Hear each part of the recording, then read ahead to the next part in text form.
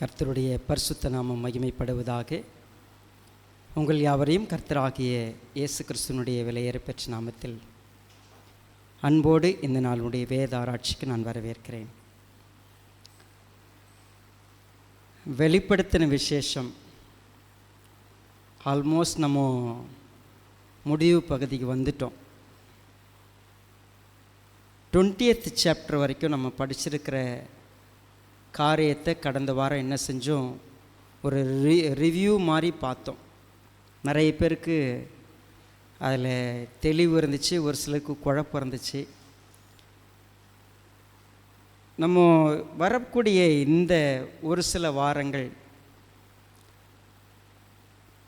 21வது அதிகாரத்தையும் 22வது அதிகாரத்தையும் கொஞ்சம் நிதானமாக நேரம் எடுத்து தியானித்து படிக்க போகிறோம். அப்படி படிக்கும் பொழுது இவ்வளவு காலமாக நாம் வேதாமத்தை கையில் வச்சு படிக்கிறோம். நமக்கு ஒரு சில நேரத்தில் டவுட் வருது, ஒரு சில நேரத்தில் நம்ம ஷூராக நம்முடைய விசுவாசமும் சரி நம்பிக்கையும் சரி உறுதியாக இருக்குதா அப்படின்னு கேள்வி கேட்டோம்னா, அதை உறுதிப்படுத்தி கொள்வதற்கு எந்த வேத பகுதி நமக்கு அதிகமாக உதவி செய்யும் அப்படின்னா, இந்த படிக்க போகிற இந்த சாப்டருங்க. ஸோ அதனால் ரெவலேஷனை ஃபுல்லாக நம்ம புரிஞ்சிக்க போகிறோம். நிச்சயமாக அது சவாலான ஒன்று தான். ஸோ இந்த வாரத்திலேருந்து நம்ம படிக்க போகிற சாப்டர்ஸை வசனங்களை கொஞ்சம் கவனமாக என் கூட நீங்கள் இணைந்திருந்து பொறுமையாக இதை கவனித்து கேட்டால் நிச்சயமாகவே நம்ம ஆவிக்குரிய வாழ்க்கைக்கு அது பிரயோஜனமாக இருக்கும். ஸோ இன்றைக்கு விசுவாச சபையில் நேரடியாக இருக்கிறவங்க, நேரலையில் பார்க்கக்கூடிய நம்பிக்கை சபை அல்லது ஜெயம், சத்தியம், கிருபை சபைகள் யாராக இருந்தாலும் சரி, இந்த வேத வசனம் எவ்வளவு தெளிவாக கர்த்தர் நமக்கு கொடுத்துருக்கிறார் அப்படின்னு பார்த்தோம்னா, நம்ம இருதயம் நிச்சயமாக ஒரு சந்தோஷத்துக்குள்ளே வரும். நம்ம வேதாகம் முழுமையும் படிக்கிறோம், ஆனால் ஒரு சில பகுதி மற்ற எல்லாவற்றையும் புரிந்து கொள்வதற்கு நமக்கு உதவி செய்யும். அந்த மாதிரி ஒரு பகுதிக்குள்ளே என்ட்ராக போகிறோம். கண்களை மூடி நம்ம ஒப்பு கொடுக்கலாம் கர்த்தரிடத்தில். கர்த்தர் நம்மிடத்தில் பேசுவார். பரிசுத்த பிதாவே, எங்களை நேசிக்கிறப்பா, இந்த அருமையானது ஒரு வாய்ப்புக்காக மீண்டுமாய் நன்றி செலுத்துகிறோம். தம்முடைய ஜீவனுள்ள வார்த்தைகளை வாசிக்கவும் தியானிக்கவும் அர்த்தங்களை புரிந்து கொள்ளவும் அதனாலே நாங்கள் உமக்கு பிரியமாய் வளரவும் ஒவ்வொரு நாளும் கர்த்தர் கிருபை செய்கிறீங்க. பரிசுத்த ஆவியானவர் எங்கள் இருதயத்தில் அதை உணர்வாக்கி எழுதி கொண்டு இருப்பதற்காக நன்றி செலுத்துகிறோம். தொடர்ந்து இந்த நாளிலே கூட கர்த்தர் எங்களிடத்தில் வெளிப்படும்படியாய் கற்றுக் கொடுக்கும்படியாய் தாழ்த்துகிறோம். எங்களோட கூட பேசுங்க. உம்முடைய நாம மாத்திரம் மகிமைப்படட்டும். இயேசு ராஜாவை நாமத்தில் ஒப்புக் கொடுக்கிறோம் நல்ல பிதாவே, ஆமென். 21st சாப்டர், ரெவலேஷன் 21, 1வது வசனம் பாருங்கள், verse 1. பின்பு நான் புதிய வானத்தையும் புதிய பூமியையும் கண்டேன். முந்தின வானமும் முந்தின பூமியும் ஒழிந்து போயின, சமுத்திரமும் இல்லாமற் போயிற்று. 2வது வசனம், யோவானாகிய நான் புதிய எருசலேமாகிய பரிசுத்த நகரத்தை தேவனிடத்தினின்று பரலோகத்தை விட்டு இறங்கி வர கண்டேன். அது தன் புருஷனுக்காக அலங்கரிக்கப்பட்ட மணவாட்டியைப் போல ஆயத்தமாக்கப்பட்டிருந்தது. 3வது வசனம், மேலும் பரலோகத்திலிருந்து உண்டான ஒரு பெரும் சத்தத்தை கேட்டேன். அது, இதோ மனுஷர்களிடத்திலே தேவனுடைய வாசஸ்தலம் இருக்கிறது, அவர்களிடத்திலே அவர் வாசமாயிருப்பார், அவர்களும் அவருடைய ஜனங்களாயிருப்பார்கள், தேவன் தாமே அவர்களோட கூட இருந்து அவருடைய தேவனாயிருப்பார். இதை வாசிக்கும் பொழுதே ஒரு ப்ளசன்ட் இருக்குது. இந்த வசனங்கள் கொஞ்சம் நம்ம கவனித்து பார்த்தோம்னா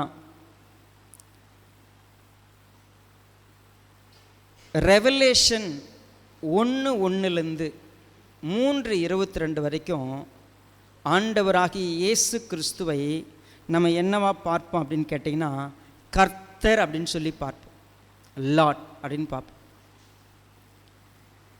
ரெவலேஷனுடைய 4வது அதிகாரம் 1வது வசனத்திலேருந்து 20வது அதிகாரம் 15வது வசனம் வரைக்கும் ஆண்டவராகிய இயேசு கிறிஸ்து என்னவாக வெளிப்படுகிறார்னா, லயன், ஒரு சிங்கம் போல. இப்போ 21வது அதிகாரம் 1வது வசனத்திலேருந்து 22, 21 வரைக்கும் இந்த 2 சாப்டரில் இயேசுவானவர் யாருன்னு பார்த்தீங்கன்னா லேம் அப்படின்னு சொல்லி. ஸோ எல் வரிசையில் 3 பதங்களை சொல்லலாம். 1 லார்ட், லயன், லேம். சரி, கர்த்தராகிய இயேசு கிறிஸ்து இப்படி நமக்கு அறிமுகம் செய்யப்படும் பொழுது இந்த சாப்டர் எப்படி பிகின் ஆகுது அப்படின்னா, பின்பு அப்படின்னு சொல்கிற ஒரு வார்த்தை முதலில் எடுத்தோடனே வாசிக்கிறோம். 20வது அதிகாரம் 15வது வசனத்தில் பார்த்தீங்கன்னா, ஜீவ புஸ்தகத்தில் எழுதப்படாதவனாக காணப்படுகிறவன் எவனோ, ஜீவ புஸ்தகத்தில் எழுதப்பட்டவனாக காணப்படாதவன் எவனோ அவன் அக்கினி கடலிலே தள்ளப்பட்டான். ஸோ அக்கினி கடல் அப்படிங்கிறத பார்க்குறப்போ கொஞ்சம் முன்னாடி பார்த்தோம்னா 10வது வசனத்தில் மோசம் போக்கின பிசாசானவன் மிருகம் கள்ளத்திற்கதரிசி இருக்கிற இடமாகிய அக்கினியும் கந்தகமான கடலிலே தள்ளப்பட்டான். அவர்கள் இரவும் பகலும் சதா காலங்களையும் பாதிக்கப்படுவார்கள். நம்ம ஒரு பெரிய தெளிவுக்குள்ளாக வரலாம். பிசாசானவன், கள்ளத்திற்கதரிசி, மிருகம் அக்கினி கடலிலே தள்ளப்படுகிறார்கள். பாதாளமும் மரணமும் அக்கினி கடலிலே தள்ளப்படுகிறது. ஜீவ புஸ்தகத்தில் பெயர் எழுதப்பட்டவனாக காணப்படாதவன் எவனோ எல்லாருமே தள்ளப்படுறாங்க. கம்ப்ளீட்டாக ஒரு எண்டுக்குள்ளே வரும், ஒரு முடிவுக்குள்ளே, நியாய தீர்ப்புக்குள்ளே. வெள்ளை சிங்காசன நியாய தீர்ப்பு முடிகிறது. ஜட்ஜ்மெண்ட் முடிஞ்சால் யாரெல்லாம் அந்த அக்கினி கடலில் தள்ளப்படுறாங்களோ தள்ளப்பட்டாங்க.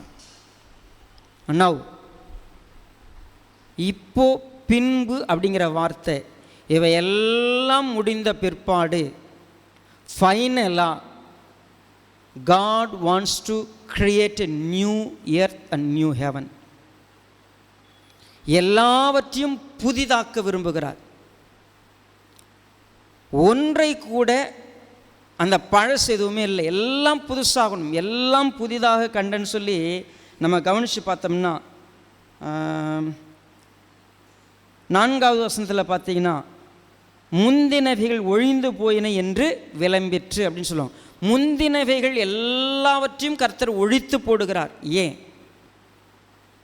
தயவு செய்து கொஞ்சம் கான்ஷியஸோடு இதை கவனித்து பார்த்தோம்னா, எதற்காக புதிய வானம் புதிய பூமி? வேதாகமத்தில் ஒரு வசனம் இருக்கிறது. யோபு தன்னுடைய புஸ்தகத்தில் 15வது அதிகாரம், யோபுவின் புஸ்தகம் 15வது அதிகாரம்,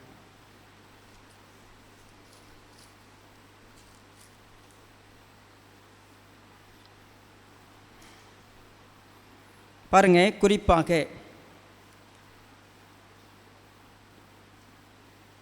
14வது வசனம் பாருங்க. மனுஷனானவன் பரிசுத்தமாயிருக்கிறதற்கும் ஸ்திரீனிடத்தில் பிறந்தவன் நீதிமானாயிருக்கிறதற்கும் அவன் எம்மாத்திரம். இதோ தம்முடைய பரிசுத்தவான்களையும் அவர் நம்புகிறதில்லை, வானங்களும் அவர் பார்வைக்கு சுத்தமானவைகள் அல்ல. பூமி சீர்கெட்டதாயிருந்தது. ஏன்? மனுஷனுடைய பாவத்தினால எது கெட்டு போச்சு?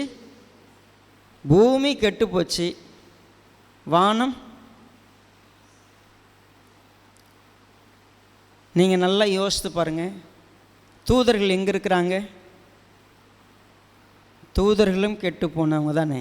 நிறைய தூதர்கள் விழுந்து போன தூதர்கள், 1/3 வந்து விழுந்து போனவங்க. எல்லாமே சிருஷ்டிகள் எல்லாம், தேவன் உண்டாக்கினவைகள் எல்லாம் கெடுத்து போடுகிற ஒன்று எதுன்னு கேட்டால் பாவம். என்னுடைய கண் கெட்டதாக இருந்தால் என் சரீரம் முழுவதும் கெட்டதாக இருக்குது. சரி, இந்த உலகம் கெட்டதாக மாறி இருக்குதான்னு கேட்டால் எஸ். எதனாலன்னு கேட்டால் பாவம்னு ஒன்று இருந்துச்சு. இந்த பாவம் அதனுடைய பிரசன்னம் இருக்கிற வரைக்கும் இந்த உலகம் அசுத்தமானது. பாவத்தை தூண்டின பிசாசை கொண்டு போய் அக்கினி கடலில் தள்ளிட்டாரு. பாவத்துக்கு தங்களை விற்று போட்ட எல்லாரும் அக்கினி கடலுக்கு போயிட்டாங்க. இப்போ தேவன் இந்த பூமியை, வானத்தை முற்றிலுமாய் அழித்து போட்டு வானமும் பூமியும் ஒழிந்து போம், எல்லாவற்றையும் ஒழித்து புதிய வானம் புதிய பூமியை உண்டாக்குகிறார். அது எதற்காக? பாவம் என்று ஒன்று இல்லாத ஒரு புதிய வானத்தையும் புதிய பூமியும் அவர் சிருஷ்டிக்கிறார். அந்த பாவம் என்கிற பிரசன்னம் நம்முடைய வாழ்க்கையில் தேவனோடு நெருங்கி இருப்பதற்கு, தேவனோடு உறவாயிருப்பதற்கு மிகப்பெரிய தடையாக இருக்கிறதுனால முற்றிலுமாய் அவருடைய பிரசன்னத்திலிருந்து பாவம் என்பது முற்றிலுமாய் அகற்றப்படுகிறது. இப்போ நீங்கள் கற்பனை செய்து பாருங்கள், நம்ம கொஞ்ச நேரம் அவருடைய சபை கூடுகையில் உட்காரும் பொழுது, பரிசுத்த வேதாகம் நம்ம கையில் இருக்குது, கர்த்தருடைய பிரசன்னத்தில் உட்கார்றோம், கர்த்தருடைய வார்த்தை பிரசங்கிக்கப்படுகிறது, கர்த்தருடைய மக்கள் நம்மோடு கூட இருக்கிறாங்க.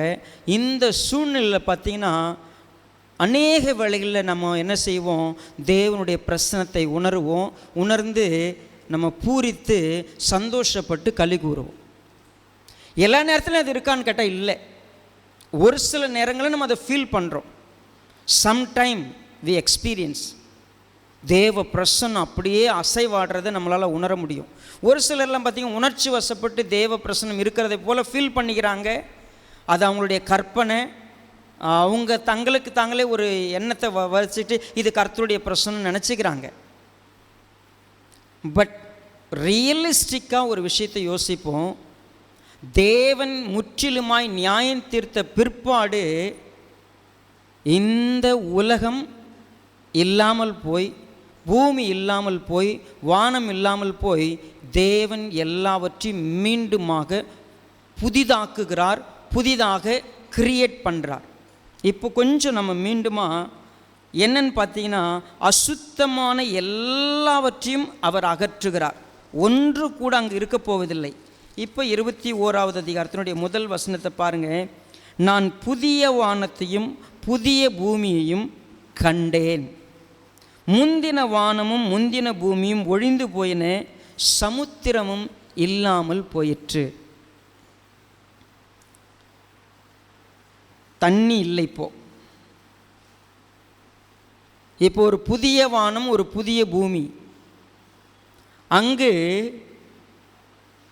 வெஜிடேஷன் இல்லை, வாட்டர் இல்லை, ஒரு வேளை சொல்ல ஃபால்ஸ் இல்லை, தண்ணிக்கு தேவையான எதுவுமே அங்கே இல்லை, சாப்பாட்டுக்கு தேவையான எதுவுமே அங்கே இல்லை. It's a new heaven and earth. சமுத்திரம் இல்லாத ஒரு பூமியை நீங்கள் சொல்லுங்கள். பூமி எதனால் உண்டானது? சமுத்திரம் எவ்வளோ பெருசு? நிலப்பரப்பு கொஞ்சம், சமுத்திரம் தான் பெருசு. இப்போ சமுத்திரமே இல்லாத ஒரு பூமியை நீங்கள் பார்க்கலாம். சமுத்திரத்திலேருந்து எழும்பக்கூடிய அந்த ஆவியாகுதல் போய் மேகமாகி மழை பெய்ய போகிறதில்லை.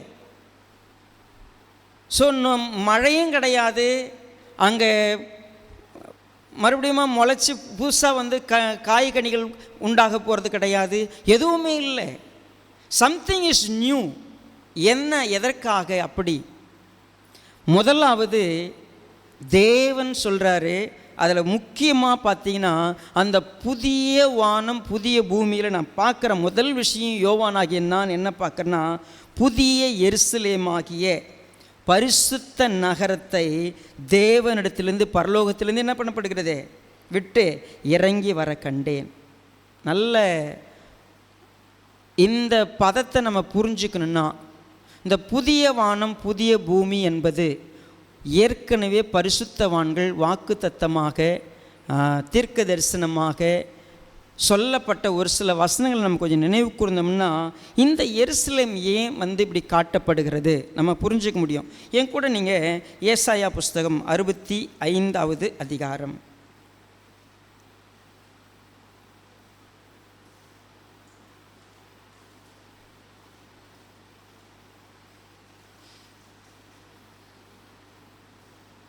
பாருங்க, ஏசாயா 65 இங்கு 17வது வசனம்.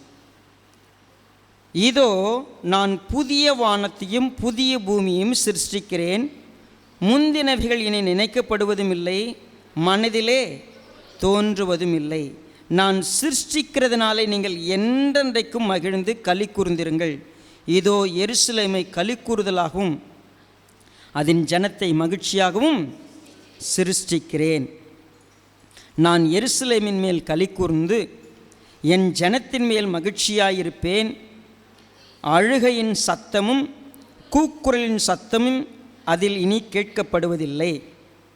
அங்கே இனி அற்ப ஆயுசுள்ள பாலகனும் தன் நாட்கள் பூரணமாகாத கிழவனும் உண்டாயிரார்கள். 100 வயது சென்று மரிக்கிறவனும் வாலிபன் என்று எண்ணப்படுவான். 100 வயதுள்ளவனாக பாவியோ. இது கண்டினியூவாக போகும்போது 1000 வருஷ அரசாட்சியை பற்றியும் கொஞ்சம் இருக்குது. நம்ம முன்னாடியே அதை கொஞ்சம் கவனித்து பார்த்திங்கன்னா 17-18 கவனிக்கும் பொழுது புதிய வானத்தையும் புதிய பூமியும் சிருஷ்டிக்கிறேன்னு சொல்லி நமக்கு ஒரு தீர்க்க தரிசனம் கொடுக்கப்பட்டிருக்கிறது. சங்கீதம் 102க்கு வாங்களேன்.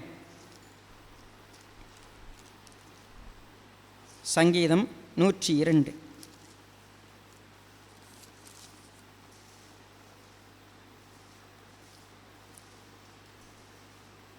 25வது வசனம்.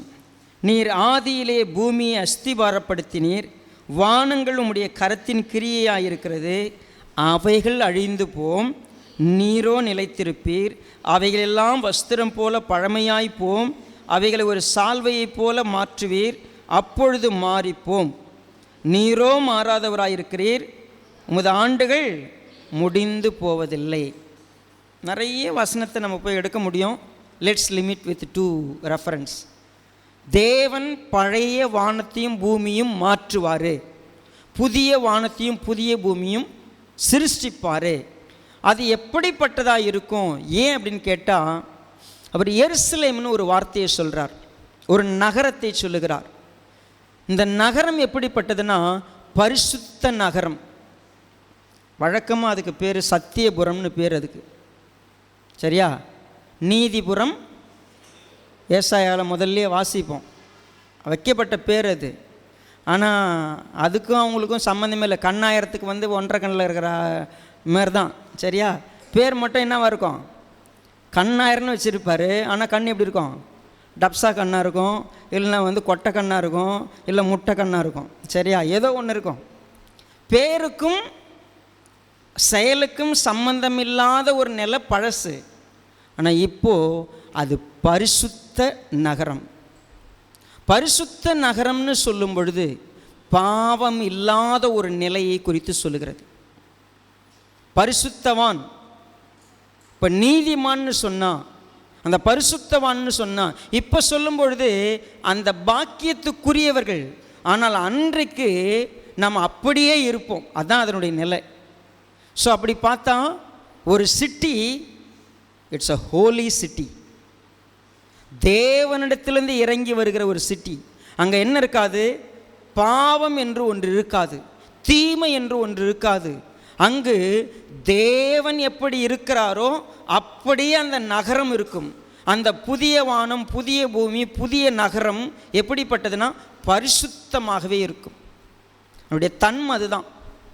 ஸோ முதலாவது நம்ம பார்க்குறோம், இந்த புதிய வானம் புதிய பூமியினுடைய சிறப்பம்சத்தில் பார்க்கிற பொழுது முதல் காரியம் நம்ம மீண்டுமா சங்கீதம் வெளிப்படுத்தின விசேஷம் 20வது அதிகாரத்துக்கு வருவோம். 21வது அதிகாரம்.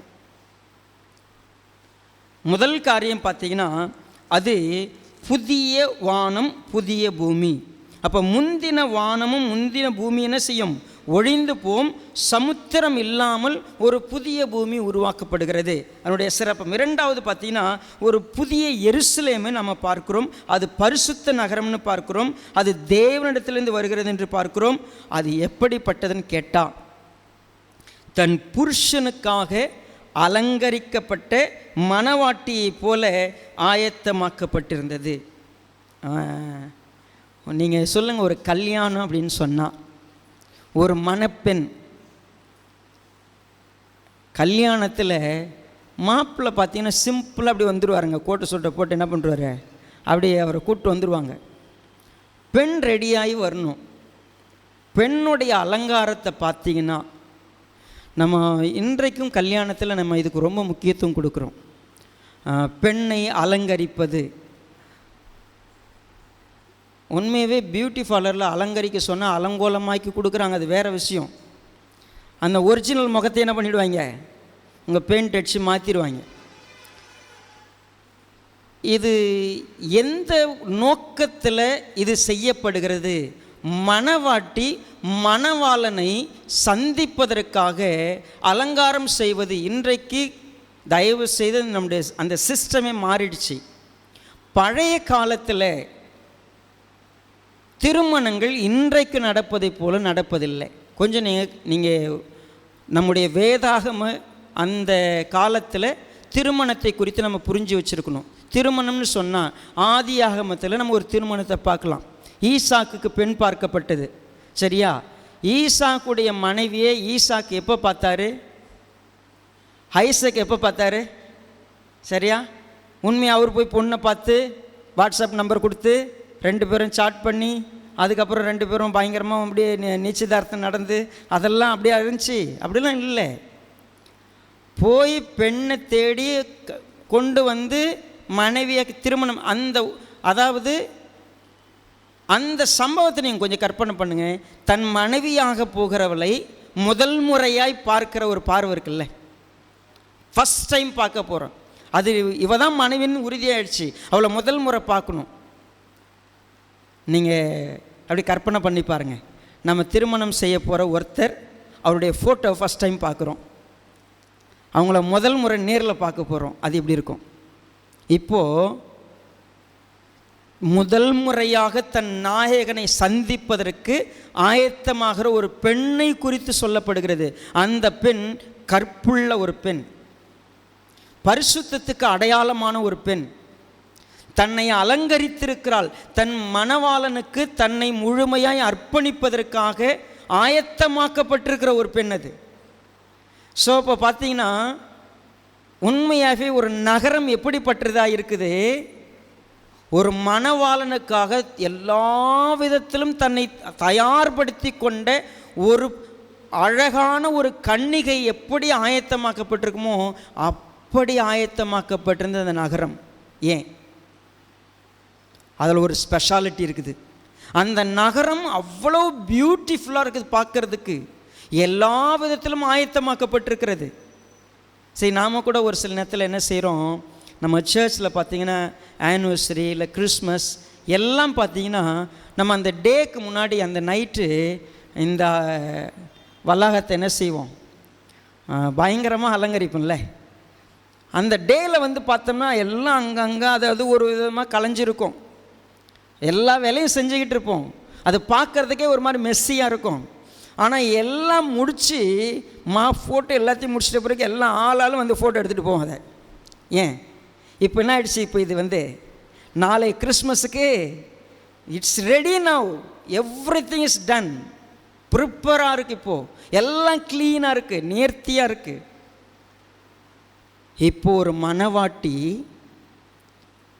நான் இதை எப்படி பார்க்குறேன், அசுத்தமாயிருந்து அழுக்காக இருந்து சீண்டப்படாத ஒரு நபராக இருந்து திரும்பவும் பார்க்கறதுக்கு ஏதுவில்லாத ஒன்றை தன் இரத்தத்தினால் கழுவி சுத்திகரித்து பரிசுத்தமாக்கி கரை திரை முதலானவை இல்லாத ஒரு மணவாட்டியாக தேவனுக்கு முன்னாடி நிறுத்துறது. அதுக்கு ஒருத்தர் தான் உயிரை கொடுத்து பண்ணார்ல. பிசாசு பாவம் எல்லாம் நீக்கப்பட்ட பிறகு, அந்த பிரச்சனைலாம் நீக்கப்பட்ட பிற்பாடு நீங்கள் கற்பனை பண்ணுங்க, நம்ம என்னெல்லாம் மோசமாக நமக்குள்ள பொறாமை, நமக்குள்ள வஞ்சகம், நமக்குள்ள எரிச்சல், நமக்குள்ள ஆத்திரம், நமக்குள்ள என்னென்னலாம் இருந்துச்சோ அது அத்தனையும் நீங்கி ஒன்றுமில்லாமல் பரிசுத்தமாக கர்த்தருக்காக அப்படி போய் நிற்போம். அது எப்படி இருக்கும்? சிம்பிளாக சொல்ல போனால், ஏற்றத்தாழ்வு இல்லாமல், நிற வித்தியாசம் இல்லாமல், உயரம் ஒருவேளைக்குள்ள வித்தியாசம் இல்லாமல், எப்படிப்பட்ட ஒரு நிலைனா எந்த ஒரு வித்தியாசம் இல்லாமல், எந்த ஒரு அப்பழுக்கும் இல்லாத ஒன்று அலங்கரிக்கப்பட்டு தேவனிடத்திலிருந்து இறங்கி வருகிறது. ஸோ உண்மையே ஒரு புதிய எருசலேம், ஒரு மணவாட்டி மணவாளனுக்காக ஆயத்தமாக்கப்படுகிறது. அதனுடைய விளக்கத்தை நம்ம 3வது வசனத்தில் பார்க்குறோம். என்ன பார்க்குறோம் பாருங்க. பரலோகத்திலிருந்து உண்டான ஒரு பெரும் சத்தத்தை கேட்டேன். அது, பெஹோல், மனுஷர்களிடத்தில் தேவனுடைய வாசஸ்தலம் இருக்கிறது. இப்போ தேவன் வாசம் பண்ணக்கூடிய இடம் எங்கே இருக்கிறது? கொஞ்ச நாளைக்கு முன்னாடி, இதுக்கு முன்னாடி வசனம் எப்படி சொல்லப்படும்? வானம் என்னது? சிங்காசனம். பூமி என்னது? நான் வாசம் பண்ணத்தக்க ஒரு ஸ்தலத்தை நீங்கள் என்ன பண்ண முடியுமா, உண்டு பண்ண முடியுமா அப்படின்னு கேட்டார்ல. இப்போ ஸ்தலம் எங்கே இருக்குது? தேவன் பூரணமாய் அவருடைய பிரசன்னத்தை எந்தவித நெருடலும் இல்லாமல் நம் மத்தியிலே வந்து அவர் வாசம் பண்ணுவதற்கு ஆயத்தமாக்கப்பட்டாச்சு. தேவனுடைய இருப்பிடம் இனிமே எங்க தெரியுமா? மனிதர்கள் இடத்துல இருக்க போகிறது. மனுஷங்கிட்ட அவர் வாசம் பண்ண போறார். அவங்க எப்படி இருப்பாங்க? அவர்களிடத்தில் அவர் வாசமாயிருப்பார், அவர்களும் அவருடைய ஜனங்களாயிருப்பார்கள். தேவன் தாமே அவர்களோட கூட இருந்து அவர்களுடைய தேவனாயிருப்பார். நான் பழைய ஏற்பாட்டை வாசிக்கும் பொழுதெல்லாம் என் மனசில் அடிக்கடி இந்த வார்த்தை என்னை குத்திக்கிட்டே இருக்கும். என்ன அப்படின்னா, நீ என் வாக்குக்கு செவி கொடுத்தால் நீ என்னுடைய ஜனமாக இருப்பேன், நான் உன்னுடைய தேவனாக இருப்பேன். நீங்கள் இந்த வசனம் மட்டும் எத்தனை முறைன்னு போய் கவுண்ட் பண்ணி பாருங்களேன். பல முறை திரும்ப திரும்ப திரும்பமா இருக்கும். தேவன் விரும்பினதெல்லாம் என்ன தெரியுமா? நீ என் ஜனமாக இருக்கணும், நீ என்னுடைய குமாரனாக இருக்கணும், அப்போ நான் உனக்கு பிதாவாக இருப்பேன், நான் உனக்கு தேவனாக இருப்பேன், நீ எனக்கு ஜனமாக இருப்ப.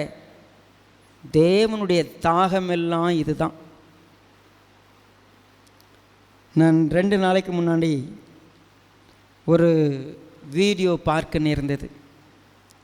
அந்த வீடியோ கத்தோலிக்க ஒரு ஃபாதரியார் பேசக்கூடிய வீடியோ. அவர் சொல்கிறாரு, ஏன் நாங்கள் மரியாளை உயர்த்தி பேசுகிறோம் அப்படின்னா, அதற்கு மிக முக்கியமான ஒரு காரணம், தேவன் இந்த உலகத்தில் மனிதனாய் வந்தார். அவர் வருவதற்கு ஒரு நபர், அவர் 10 மாதம் அங்கே தங்கணுன்னா அந்த நபர் யாராக இருக்கணும்? அவங்க அதுக்கு கொடுக்குற விளக்கம், அதுக்கு கொண்டு போகிற கற்பனை எல்லாம் எப்படி அப்படின்னு கேட்டால், ஒரு பாவிகிட்ட தங்குவாரா? ஒரு அசுத்தமான இடத்துல தங்குவாரா? அவர் ஜீவனுள்ள தேவன், அவர் பரிசுத்தமானவர். அவர் தங்கன்னா அந்த நபர் எப்படிப்பட்ட நபராக இருக்கணும்? அவங்க அதுக்கான இதெல்லாம் வார்த்தைகளாக இருக்கிறது, அதற்கு வசனம் இருக்கிறதான்னு கேட்டால் இல்லை. நல்லா புரிஞ்சுக்கங்க. அப்படி பேசக்கூடிய அவருக்கு என்னுடைய பதில், ஒருவேளை அந்த கேள்வி நம்மிடத்தில் இருக்கிற, நம்முடைய பதில் என்ன?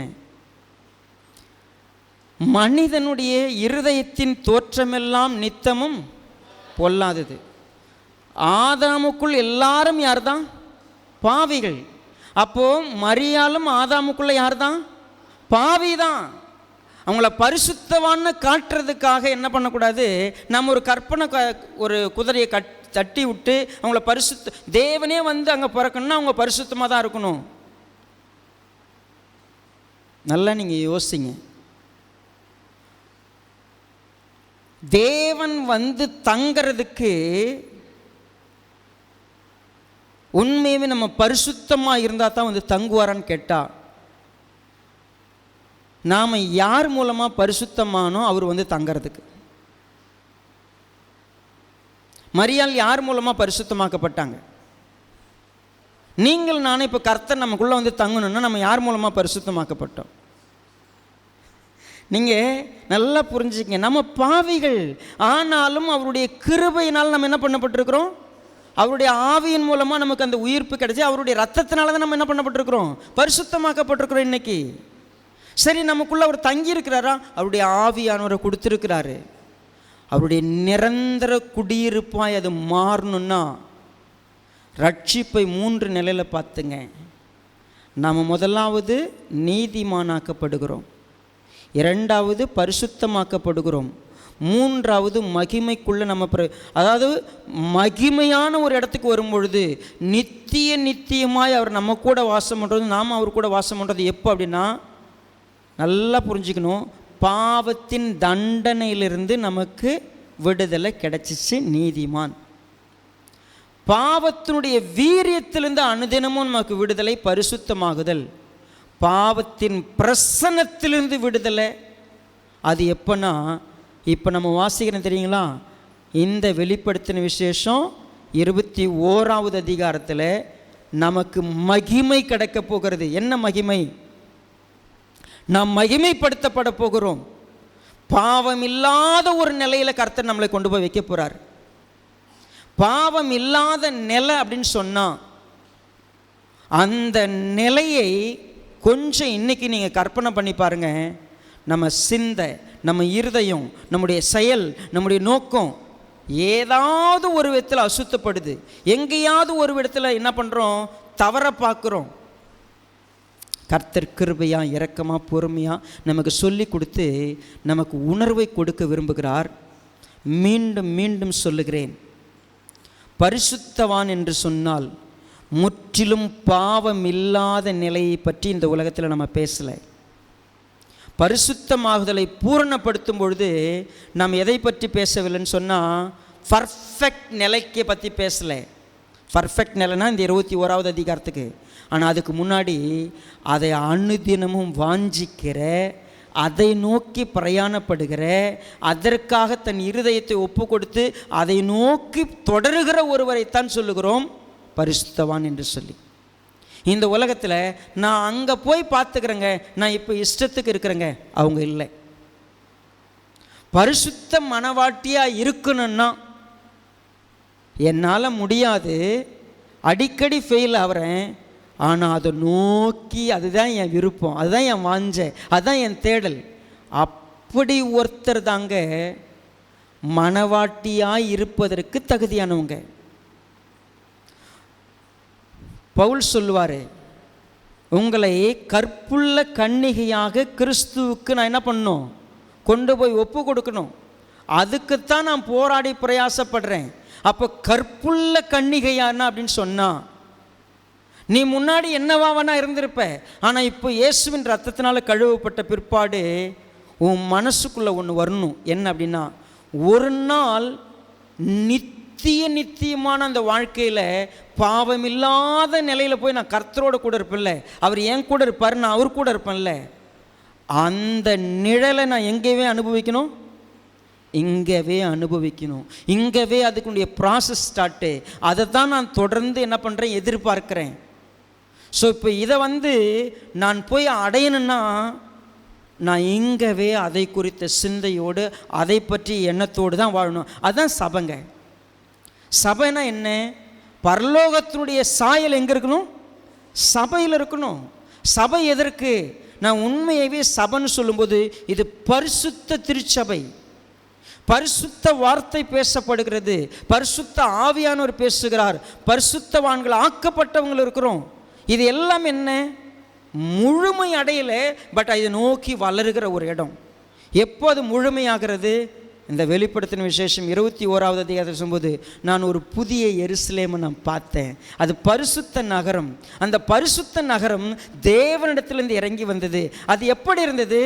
தேவனுக்காக, அதாவது மணவாளனுக்காக ஆயத்தமாக்கப்பட்டிருந்த ஒரு மணவாட்டியை போல் இருந்தது.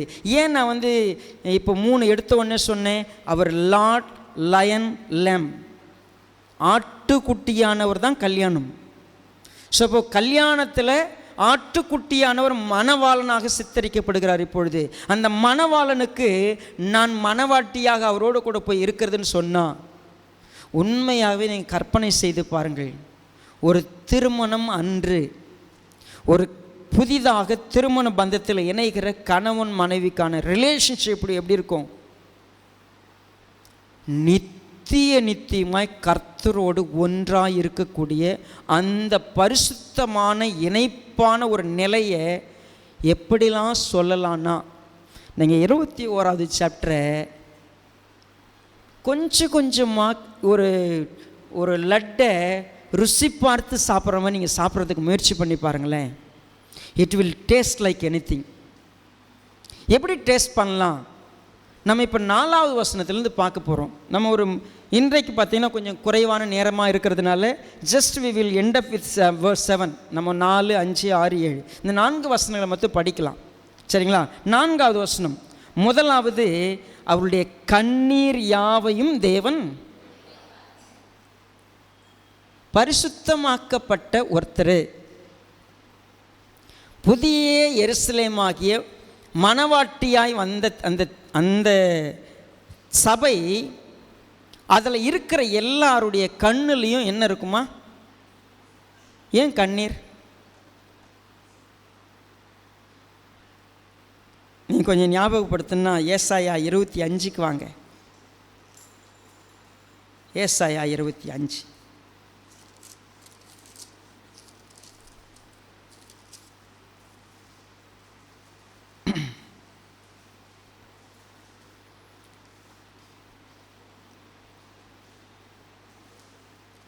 ஒன்றாவது வசனத்தை பாருங்க. கர்த்தாவே, நீரே என் தேவன், உம்மை உயர்த்தி உமது நாமத்தை துதிப்பேன். நீர் அதிசயமானவைகளை செய்தீர். உமது பூர்வ ஆலோசனைகள் சத்தியமும் உறுதியும் ஆனவைகள். சரிங்களா? குறிப்பாக 4வது வசனத்தை பாருங்கள். கொடூரமானவர்களின் சீரல் மதிலை மோதியடிக்கிற பெருவெள்ளத்தை போல் இருக்கையில், நீர் ஏழைக்கு பலனும் நெருக்கப்படுகிற எளியவனுக்கு திடனும் பெருவெள்ளத்துக்கு தப்பும் அடைக்கலமும் வெயிலுக்கு ஒதுங்கும் நிழலுமானீர். வறட்சியான இடத்தின் காங்கை மேகத்தினால் தணிவது போல அந்நியரின் மும்முரத்தை தணிய பண்ணுவீர். மேகத்தின் நிழலினால் வெயில் தணிகிறது போல பலவந்தரின் ஆரவாரம் தனியும். சேனைகளின் கர்த்தர் இந்த மலையிலே சகல ஜனங்களுக்கும் ஒரு விருந்தை ஆயத்தப்படுத்துவார். அது கொழுமையான பதார்த்தங்களும் பழமையான திராட்சரசமும் ஊனும் நினமும் உள்ள பதார்த்தங்களும் தெளிந்த பழமையான திராட்சரசம் நிறைந்த விருந்தாயிருக்கும். சகல ஜனங்களின் மேலுள்ள முக்காட்டையும் சகல ஜாதிகளையும் மூடியிருக்கிற மூடலையும் இந்த மலையிலே அகற்றி போடுவார். அவர் மரணத்தை ஜெயமாக விழுங்குவார். கர்த்தராகிய தேவன் எல்லா முகங்களிலும் இருந்து கண்ணீரை துடைத்து தமது ஜனத்தின் நிந்தையை பூமியில் இராதபடிக்கு முற்றிலும் நீக்கி விடுவார். கர்த்தரே. ஒரு தீர்க்க தரிசனம் சொல்லப்பட்டது. கர்த்தராகிய இயேசு கிறிஸ்து அந்த மலையில் தான் முக்காட்டை என்ன பண்ணார்? எடுத்து போட்டார். அந்த மலையில் தான் இப்போ மணவாட்டி சபை என்ன பண்ணப்படுது? ஒரு புதிய எருசலேமா இறங்கி வருகிறது. நீங்கள் கவனித்து பாருங்கள். ஒவ்வொரு காலகட்டத்திலையும் அது சொல்லப்பட்டு வந்தது இதுதான். என் ஜனங்களுடைய நிந்தை நீக்கப்படும், உடைய கவலைகள் தீர்க்கப்படும், உடைய எல்லா கஷ்டமும் நீக்கப்படும், எல்லா துன்பமும் எடுத்து போடப்படும். நான் இப்படி திரும்பி பார்க்குறேன். அப்போது உண்மையாகவே உபத்திரமும் துன்பமும் வாழ்க்கை முழுக்க நிறைஞ்சி ஏதோ ஒரு நிலையில் பரிசுத்தமாக இருப்பதற்காக, கர்த்தரை நம்பினதற்காக, அந்த மகத்துவமான ஆறுதலை தேவன் தருவார்னு நம்பியிருந்த ஒருத்தருக்கு அவரை சந்திக்கிறப்போ, அந்த நிந்தையெல்லாம் நீங்கி இருக்கிறப்போ, உண்மையே நம்முடைய சாபத்தை எல்லாம் எருசலேமில் ஒரு நாள் என்ன பண்ணார், அவர் எடுத்து போட்டார். நான் இப்போ பார்க்குறேன், என் கண்ணில் உண்மையே ஆனந்த கண்ணீர் தான் இருக்கும். நான் அவரை சந்திக்கிறேன்னா என் கண்ணுலேருந்து நீ சந்தோஷமா இரு, இனிமே உனக்கு அந்த துன்பமே இல்லைடான்னு என் கண்ணில் வடிகிற தண்ணீரை அவர் தொடச்சி விடுவார். அப்படின்னா நீ என் கூட இருக்க போகிற, நான் உன் தேவன், நீ என் ஜனம், உனக்கும் எனக்கு இருக்கிற இந்த பந்தத்தில் இனிமேல் நமக்கு பிரிவே கிடையாது அப்படின்னு சொல்லி நம்மை சேர்க்கும் பொழுது நம்முடைய எல்லா கண்ணீரும் அகற்றப்படுகிறது. துன்பங்களுக்கு முற்றிலுமாய் ஒரு விடுதலை. இனிமே அங்கே என்ன கிடையாது, பசியோ துன்பமோ வேதனையோ துக்கமோ பாடோ எதுவுமே கிடையாது. கம்ப்ளீட்டாக எராடிகேட் பண்ணுறார், அதை டோட்டலாக நிர்மூலமாக்கி போடுறார் நம்மகிட்டேருந்து. இதுக்காக தாங்க நம்ம இந்த வேதாகமத்தை கையில் வாங்கணும். நமக்கு எவ்வளோ வசனங்களை படிக்கிறோம், நம்ம உண்மையுமே நிறைய சத்தியங்களை படிக்கிறோம். எந்த நம்பிக்கையில் நான் இயேசு பின்னால் வந்திருக்கிறேன்? அவர் சொன்னார், நீ ஒரு நாள் களி கூறுப்பா. அவர் சொன்னார் பாருங்க, அக்காலத்தில் இதோ இவரே நம்முடைய தேவன், இவருக்காக காத்திருந்தோம், இவர் நம்மை ரட்சிப்பார், இவரே கர்த்தர், இவருக்காக காத்திருந்தோம், இவருடைய ரட்சிப்பினால் களி கூர்ந்து மகிழ்வோம் என்று சொல்லப்படும். கர்த்தருடைய கரம் இந்த மலையிலே தங்கும். உண்மையாகவே சொல்லப்போனால் கர்த்தர் வந்து என்னுடைய எல்லா துன்பத்தையும், அவர் மரணத்தை ஜெயமாக விழுங்கினார் என் கண்ணீரை தொடச்சி போடுறதுக்காக. தேவ பிள்ளைகளே, ஒருவேளை நீங்கள் இந்த சத்தியத்தை இவ்வளோ காலமாக படிச்சுட்டு வந்திருக்கிறீங்க. இன்றைக்கு வெளிப்படுத்தின விசேஷம் 21வது அதிகாரத்தில் கூட்டு உட்கார வச்சு கர்த்தர் சொல்கிறார், நான் உனக்கு ஒரு வாக்கு தத்தம் பண்ணியிருக்கிறேன். இனி மரணம் இல்லை, இனி துக்கம் இல்லை, அலறுதல் இல்லை, வருத்தம் இல்லை, முந்தின எல்லாம் ஒழிந்து போயினேன். இப்படி இருக்க ஒருவன் கிறிஸ்துவுக்குள் இருந்தால் புது சிருஷ்டியாக இருக்கிறான். பழையவைகள் எல்லாம் இது என்றைக்கு நான் ரட்சிக்கப்படுகிறேனோ அன்னைக்கு சொல்லப்படுற ஒரு விஷயம். அதே விஷயம் பரிபூர்ணமாக என் வாழ்க்கையில் எனக்கு நிறைவேறப் போகுது அப்படின்னு சொன்னான். பாவத்தின் பிரசனத்திலிருந்து தேவன் என்னை தூக்கி எடுத்து ஒரு புதிய மனவாட்டியா, பரிசுத்த மனவாட்டியா, அவருக்கு பாத்திரமாக என்னை நிறுத்தி கொள்ளும் பொழுது, என்னை அவர் ஏற்றுக்கொள்ளும் பொழுது என்கிட்ட இருக்கிற எல்லாம் நீங்கி அது மிகப்பெரிய ஒரு ஆறுதல், மிகப்பெரிய ஒரு சந்தோஷம், மிகப்பெரிய ஒரு களி கூறுதல். நீங்கள் எத்தனை பேர் அப்படி ஒரு நிலையை உண்மையவே எதிர்பார்க்குறீங்க தெரியல. இந்த உலகத்தில் எல்லா பிரச்சனைக்கும் காரணம் பாவம் தான். அது ஒன்று நான் செஞ்சதாக இருக்கும், இல்லை இன்னொருத்தர் செஞ்சதாக இருக்கும். எல்லா வருத்தத்துக்கும், எல்லா துன்பத்துக்கும், எல்லா சூழ்நிலைக்கும் ஒன்று தான் காரணம், அந்த பாவம். அந்த பாவத்தை வேறறுப்பதற்கு எத்தனை இருதயத்திற்கு இன்றைக்கு விருப்பம் இருக்கிறது. நம்மை பாதித்தா மட்டும்தான் அதை எதிர்த்து போராடுவோம். நமக்கு ஏதாவது அதன் மூலமாக ஒரு பிரச்சனை வந்தால் தான் பாவத்தை பற்றி பேசுவோம். பாவம் இந்த உலகத்திலிருந்து வேறற்று போகணும் அப்படின்றதுக்காக இதுவரைக்கும் நாம் என்ன தியாகத்தை பண்ணியிருக்கிறோம்? ஒன்றும் பெருசாக பண்ணிடல. பாவத்தை எதிர்த்து நிற்பதற்கு நம்ம ஒரு சின்னதாக ரத்தம் கூட என்ன பண்ணதில்லை. நம்ம எதிர்த்து போராடுறதுக்கு என்ன ரத்தம் செஞ்சிருக்கிறோமா? ஒன்றுமே இல்லை. பாவத்துக்கு விரோதமாக ஒரு பெரிய போராட்டம். அன்னுதினமும் அந்த வீரியத்துக்கு பரிசுத்த ஆவியானவர் உதவி செய்கிறாரு, இயேசுவானவர் ரத்தம் சிந்திருக்கிறாரு, சபை மூலமாக கர்த்தர் பேசிக்கிட்டு இருக்கிறாரு. என்னுடைய பங்கு என்ன? ஒரு நாள் இதை நான் போய் அனுபவிக்கணும்னு சொன்னான். அப்போ என்னுடைய ரெஸ்பான்சிபிலிட்டி என்ன? பாவம்னா அது இன்னொருத்தட்டு இருந்துச்சுன்னா நான் போராடுவேன், என்கிட்ட இருந்தால் போராட மாட்டேன். அதே போல் அது என்னை பாதிக்கலாம், அதை பற்றி கண்டுக்க மாட்டேன். எனக்கு ஏதாவது பிரச்சனை வந்துச்சுன்னா தான் பாவத்தை பற்றி பயங்கரமாக பேசுவேன். இந்த நிலை மாறணும். அதுக்கு தான் வேதாகமம் முழுமையும் படிச்சுட்டு இங்கே வரும். இங்கே வரும்பொழுது நீ பாவத்துக்கு அன்னைக்கு போராட வேண்டிய எல்லாத்தையும் அவர் எடுத்துருவார். உனக்கு வருத்தம் இருக்காது, உனக்கு சங்கடம் இருக்காது, உனக்கு எந்த வித துன்பமும் இருக்காது. நீ அலற மாட்ட, நீ துக்கப்பட மாட்ட, துயரப்பட மாட்ட. எல்லாம் ஒழிஞ்சிரும். அந்த ஒழியிற நாள் வரைக்கும் அந்த ஒழிப்பதற்கு நீங்களும் நானும் என்ன செஞ்சு கொண்டிருக்கிறோன்னு தான் ஒரு பெரிய கேள்வி. ஒரு புதிய வானம் படைக்கப்படுகிறது, ஒரு புதிய பூமி படைக்கப்படுகிறது, ஒரு புதிய எருசலேமை பார்க்க போகிறோம். அது ஒரு புதிய மணவாட்டி மணவாளனுக்காக ஆயத்தமாக்கப்பட்ட நகரத்தை போல் அது ஆயத்தமாக்கப்படுகிறது. ஏன்? கர்த்தர் சொன்னார், என் வாசஸ்தலம் இனிமேல் என் மக்களோடு இருக்கும், நான் அவர்களோடு இருப்பேன், அவங்க என் கூட இருப்பாங்க, அவங்க என் ஜனமாக இருப்பாங்க, நான் அவங்களுடைய தேவனாக இருப்பேன். அங்கே இருக்கும் பொழுது அந்த தேவன் என்ன செய்வார்? கர்த்தருடைய கண்ணீர் யாவையும் துடைப்பார். அவங்களுக்கு இனிமேல் எந்த துன்பமும் இருக்காது. நான் அதை விசுவாசிச்சா, அதை நம்பினா, நான் ஒரு உண்மையான ஒரு கிறிஸ்தவனா, என் கர்த்தருக்காக நான் எப்படிப்பட்டவனா நான் வாசம் பண்ணுவேன். அதுக்கு தாங்க சபை. ஏன் நம்ம தேவன் சபையில் வச்சிருக்கிறாரு? பரலோகத்தினுடைய மாடல் தான் சபை. ஆனால் பிசாசானவன் நம்மளை சபையாக இணைந்திருப்பதற்கு விடுறதே இல்லை. நமக்குள்ள பொறாமையும், நமக்குள்ள எல்லா விதத்திலும் பெருமையும், நமக்குள்ள ஒவ்வொரு விதமான பாவமும் என்ன செய்து நம்மளை பிரித்தாண்டு கொண்டிருக்கிறது. நம்ம எல்லாம் ஒரே ரத்தத்தினால கழுவப்பட்டவங்க. இந்த பயாலாஜிக்கல் ஒரு குடும்பம் இருக்குல்ல, அதை தாண்டின ஒரு குடும்பம் நம்ம.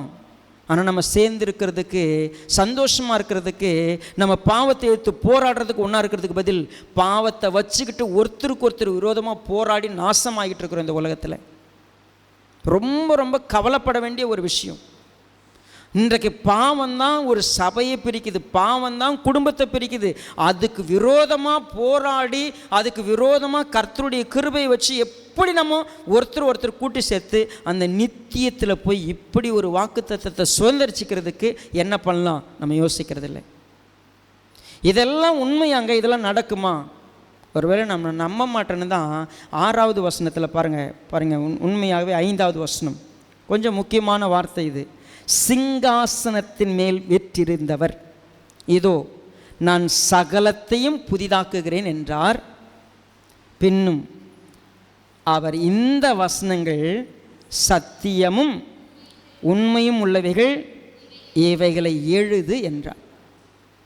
நீங்கள் எங்கேயே இந்த மாதிரி வாசித்துருக்கிறீங்களா? இப்போது நீங்கள் யோசித்து பாருங்களேன். இவ்வளோ சாப்டரில் முக்கியமாக ஒரு விஷயத்தை நான் சொல்கிற வார்த்தை எப்படிப்பட்டது? சத்தியம், அது உண்மை. அப்படின்னா என்ன? சத்தியம், இட்ஸ் எ ட்ரூத். உண்மையாக அது ஒரு நாளும் என்ன செய்யாது? மாறாது. வானமும் பூமியும் ஒழிந்து போகும், என் வார்த்தைகளோ ஒழிந்து போவதில்லை. வாசித்திருக்கிறோம் நம்ம.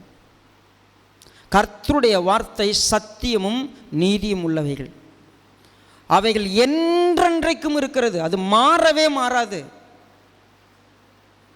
நமக்கு இப்படி ஒரு வாழ்க்கை இருக்குதுன்றத சொன்ன உடனே சொல்லிட்டார் யோவானே, என்ன பண்ணு, இந்த வார்த்தைகளை சத்தியமும் உண்மை உள்ளவைகள் என்று எழுது, பழையவைகள் எல்லாம் ஒழிந்து போயின, எல்லாவற்றையும் நான் புதிதாக்க போகிறேன், அப்படி ஒரு நாள் வரப்போகிறது, நீ இதை உறுதியாக எழுதி வை. ஏன்? நிறைய பேருக்கு நம்பிக்கை வராது. ஏன் நம்பிக்கை வராது? சொன்ன உடனே அடுத்த நாள் நடந்துச்சுன்னா நம்பிக்கை வந்துடலாம். அது ஒரு நாள் நடக்க போகிறது. இப்போ 2026 வருஷமாக இது பிரசங்கிக்கப்படுகிறது. இன்னும் எத்தனை வருஷம் காத்திருக்குன்னு நமக்கு தெரியாது. அது ஒருவேளை இன்னைக்கா கூட இருக்கலாம், இன்னும் 2000 வருஷமாக கூட இருக்கலாம், நமக்கு தெரியாது. தேவனுடைய திட்டம் நமக்கு தெரியாது. ஆனால் அது நடக்கும். அது நடக்கும்னு சொன்னால் நான் அதை நம்புறதுக்கு இந்த வேதாகமத்தில் வேறு எந்த வார்த்தையும் தேவையில்லை. ஆபிரகாமுக்கு ஆணையிடும் பொழுது தம்மில் ஒருவர் பெரியவர் யாரும் இல்லை அவங்க பேரில் சத்தியம் பண்ணுறதுக்கு. நம்மளாம் சத்தியம் பண்ண என்ன பண்ணுவோம்? எங்கள் அம்மா சத்தியமாம்போம், அப்புறம் என்னென்னவோ சொல்கிறேன்ல, சரியா? வானம் சத்தியமா, பூமி சத்தியமா அப்படின்லாம் சொல்கிறேன்ல. ஆண்டவர் யார் மேலே சத்தியம் பண்ணுவார்? அவருக்கு மேலே யாரும் கிடையாது. அதனால் அவர் ஒரு வார்த்தை சொன்னால் அதுதான் சத்தியம். அவர் பொய் சொல்லுவாரா? மனம் மாறுவாரா? சொன்னதை செய்யாமல் இருப்பாரா? Never ever you think. நான் இந்த வேதாகம் முழுவதையும் நம்புவதற்கு அவர் எனக்கு ஒரு விஷயம் செஞ்சிருக்கிறார். அவருக்காக அவர் செய்யலை, நான் நம்புறதுக்கு. யோவான் இதை எழுதி இது உண்மையும் சத்தியமான வார்த்தைன்னு எழுதி சொல்ல அவங்களுக்கு நிச்சயம் நடக்கும். அப்போ எனக்கு எவ்வளவு பெரிய அந்த புதிய வானம் புதிய பூமியை குறித்த அந்த வார்த்தை உண்மையும் சத்தியமுமாயிருக்கிறது. அதை நான் உறுதியாக நம்பலாம். அப்போ அவர் சொல்கிறாரு, என்னை நோக்கி சொன்னார், நான் அல்பாவும் ஒமேகாவும் ஆதியும். உண்மையாகவே நான் ஆதியும் அந்தமுமாயிருக்கிறேன், அல்பாவும் ஒமேகா. நான் அன்றைக்கும் இன்றைக்கும் மாறாதவர், ஆரம்பமும் நானும் முடிவும் நான் தான், எல்லாம் நான் தான். ரொம்ப முக்கியமாக சொல்கிறாரு, தாகமாக இருக்கிறவனுக்கு நான் ஜீவ தண்ணீர் ஊற்றில் இலவசமாய் கொடுப்பேன். ஜெயம் கொள்ளுகிறவன் எல்லாவற்றையும் சுதந்திரித்து கொள்ளுவான். நான் அவன் தேவனாயிருப்பேன், அவன் என். ரொம்ப முக்கியம் இல்லை? இவ்வளோ தூரம் நம்ம படிக்கிற பொழுது திரும்ப நமக்கு சொல்லப்படுற வார்த்தை, தாகம் உள்ளவன் எவனோ வா என்கிட்ட வந்து வாங்கி சாப்பிடு. நீ தாகமாக இருக்கணும், என்கிட்ட வா, நான் உனக்கு ஜீவ தண்ணீரை தரேன். ஏன்னா ஜீவ தண்ணீர் அப்படின்னு சொல்கிறது இனிமே கடல் கிடையாது, அங்கே இனிமே அங்கே தண்ணி கிடையாது. தாகத்துக்கு தா அப்படின்னு அவர் கேட்கும்போது கேட்டவர் என்னார்னு தெரிஞ்சிருந்தா அவர்கிட்ட என்ன கேட்டிருப்பேன்? ஜீவ தண்ணீரை. ஆண்டவரே அப்படி ஒரு தண்ணி இருந்தால் என்ன பண்ணிவிடுங்க, எனக்கு கொடுத்துருங்க, நான் ரெண்டாவது எங்கே வந்து தண்ணி எடுக்க மாட்டேன். இந்த ஊர் எல்லையில் வந்து இந்த மக்கள்கிட்ட அவமானப்பட்டுலாம் தண்ணி எடுக்க வேண்டியதில்லை. அவர் தான் உன் கண்ணீரெல்லாம் தொடச்சிட்டார். இனிமேல் உனக்கு என்ன இல்லை, பாவம் இல்லை, அதனால் படியும் இல்லை, அதனால் பிரச்சனையும் இல்லை. உனக்கு ஜீவ தண்ணீரை கொடுக்குறன்றார். எதற்காக? அந்த இடத்துக்கு நான் போகணும், அந்த இடத்துல நான் இருக்கணும். யாருக்கு தாகம் இருக்கிறது? அந்த இடத்துக்கு போகணும், அந்த இடத்துல இருக்கணும்னு தாகம் இருந்துச்சுன்னா நீ ஜெயம் கொள்ளுகிறவனாக இருக்கணும். என்ன ஜெயம் கொள்ளுகிறது? சபைகளுக்கு ஒவ்வொரு சபைக்கு எழுதும்போது என்ன சொன்னார்? ஜெயம் கொள்ளுகிறவன் எவனோ. எப்படி நாம் ஜெயம் கொள்ளுகிறது? இவை எல்லாவற்றையும் நாம் நம்மில் அன்பு கூறுகிறவராலே முற்றிலும் ஜெயம் கொள்ளுகிறவர்களாக இருக்கிறோம். நாம் இயேசு கிறிஸ்து மூலமாக என்னால் எதை செய்ய முடியாது? என்னை பலப்படுத்துகிற கிறிஸ்துவினால எல்லாவற்றையும் செய்ய எனக்கு என்ன உண்டு? பலன் உண்டு. அப்போ ஒரு பாவத்தை செய்யாமல் இருக்க முடியுமா? எஸ், 100%.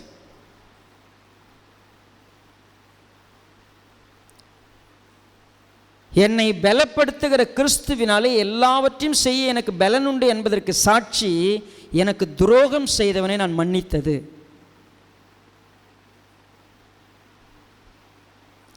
என்னை பலப்படுத்துகிற கிறிஸ்துவினாலே எல்லாவற்றையும் செய்ய எனக்கு பலன் உண்டு என்று என்பதற்கு சாட்சி என்ன தெரியுமா?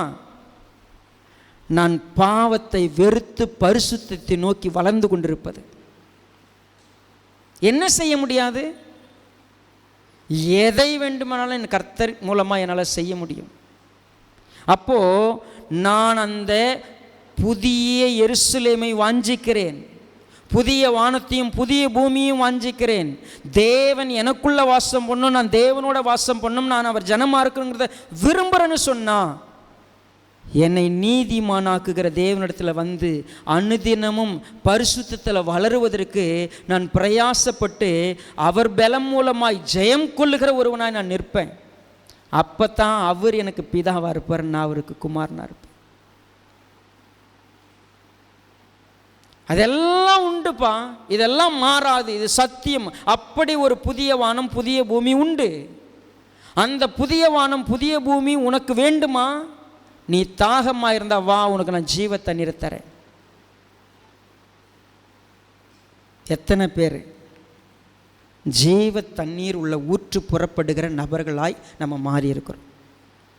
என்னை விசுவாசிக்கிற இடத்துல என்ன புறப்பட்டு ஓடும்? ஜீவ தண்ணீர் உள்ள நதி ஓடும். பரிசுத்த ஆவியானவர் நமக்கு வசனமாக ஊட்டி கொடுத்துட்ருப்பார்.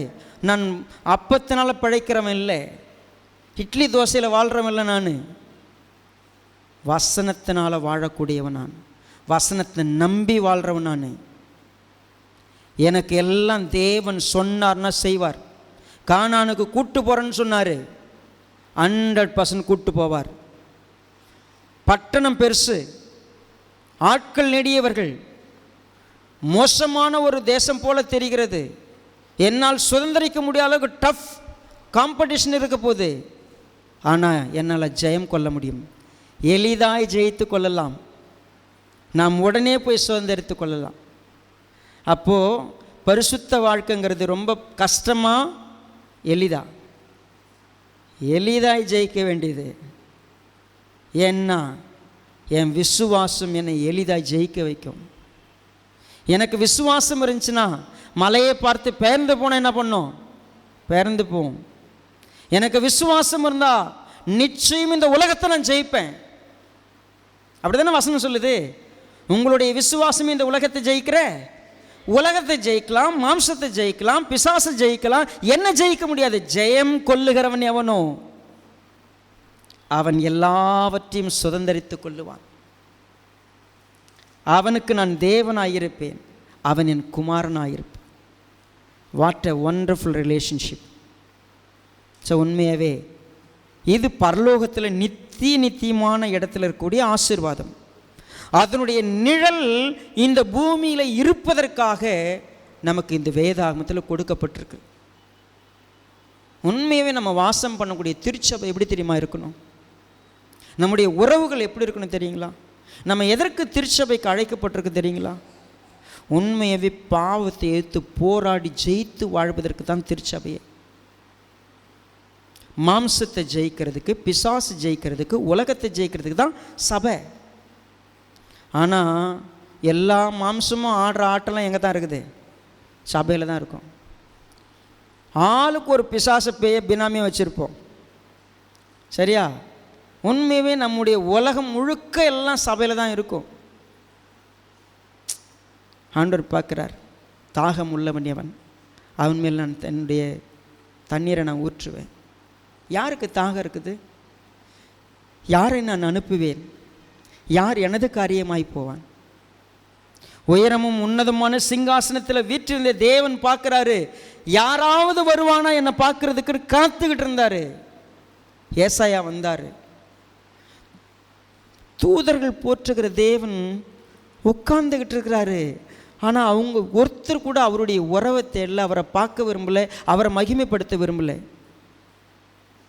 அசுத்த உதடுள்ள மனுஷன் நான், கர்த்தரை நான் கண்டேன், நான் பாவி, ஆண்டவர் என்னை சுத்தப்படுத்துங்க.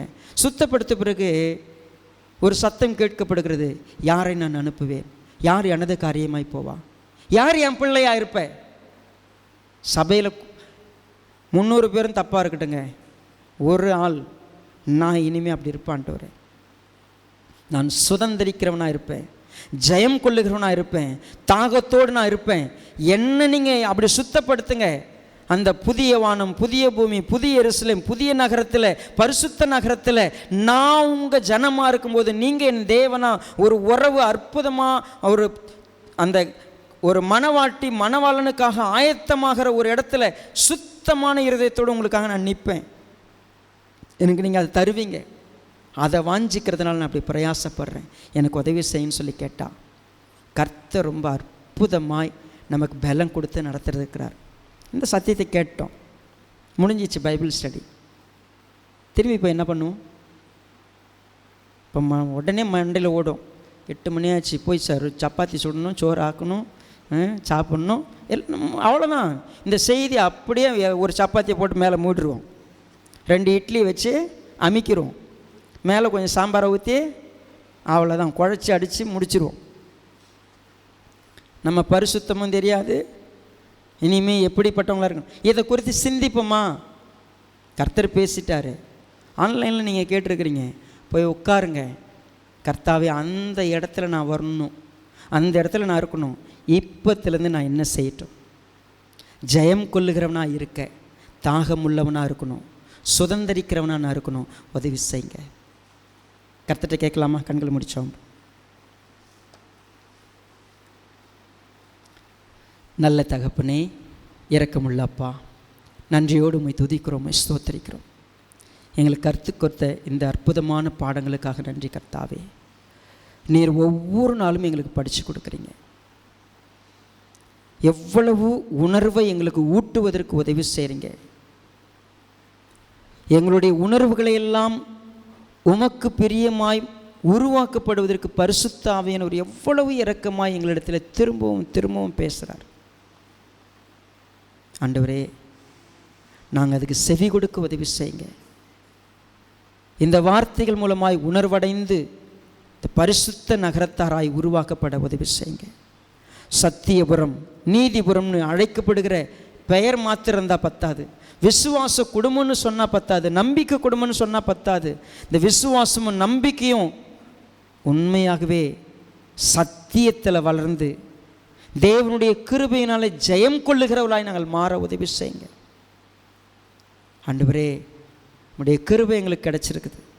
விசுவாசத்தை எங்களுக்கு ஊட்டியிருக்கிறீங்க, நம்பிக்கையை கொடுத்துருக்கிறீங்க.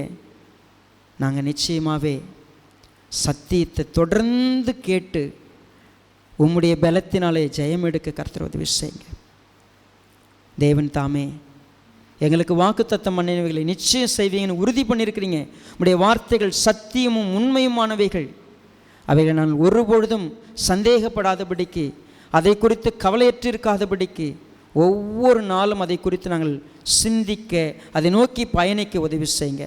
உம்முடைய தயவு நடத்திட்டும் இந்த வார்த்தைகளை கேட்டு தங்கள் இருதயத்தில் பத்திரப்படுத்தி கொள்ள முடியாய் விரும்புகிற தாகமுள்ள எல்லார் மேலும் உம்முடைய ஜீவன் உள்ள தண்ணீரை ஆண்டவரே நீர் ஊற்றும்படியாய், அது அவர்களுக்கு பெருகும்படியாய் உதவி செய்ய நாங்கள் ஒப்புக் கொடுக்கிறோம். உம்முடைய தயவு நடத்திட்டும்.